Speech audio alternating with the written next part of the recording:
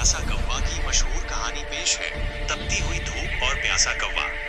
गर्मी का मौसम है और सूरज आग बरसा रहा है। एक कौवा प्यास की शिद्दत से निढाल उधर उधर उड़ रहा है। वो थका हुआ है और उसकी जुबान प्यास से बाहर निकली हुई है। कितनी गर्मी है, कहीं पानी का एक कतरा भी नजर नहीं आ रहा।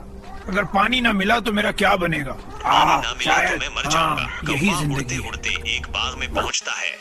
वहाँ उसे एक दरख्त के नीचे मिट्टी का एक घड़ा नजर आता है।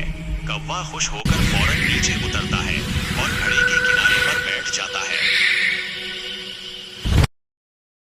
कौवा घड़े के अंदर झांकता है तो देखता है कि पानी बहुत कम है और उसकी चोंच पानी तक नहीं पहुंच पा रही। वो बार बार कोशिश करता है लेकिन नाकाम रहता है। वो थोड़ी देर के लिए उदास हो जाता है लेकिन हिम्मत नहीं हारता।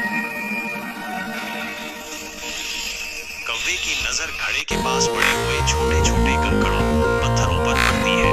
उसके जहन में एक तरकीब आती है। वो अपनी चोंच से एक एक कंकर उठाता है और घड़े में डालना शुरू कर देता है। पहला कंकर होता, दूसरा कंकर होता।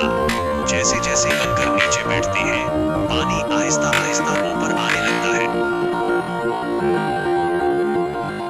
कौवा तब तक कंकर डालता रहता है जब तक पानी घड़े के मुंह तक नहीं आ जाता। अब पानी कौवे की पहुंच में है। वो जी भरकर ठंडा पानी पीता है और उसकी प्यास बुझ जाती है। कौवा अपनी प्यास बुझाने के बाद खुशी से काई काई करता है और आसमान की तरफ उड़ जाता है। नतीजा अखलाकी सबक, मेहनत में अजमत है, जहां चाह वहां राह। अगर आप कोशिश करें तो मुश्किल से मुश्किल काम का हल निकल आता है।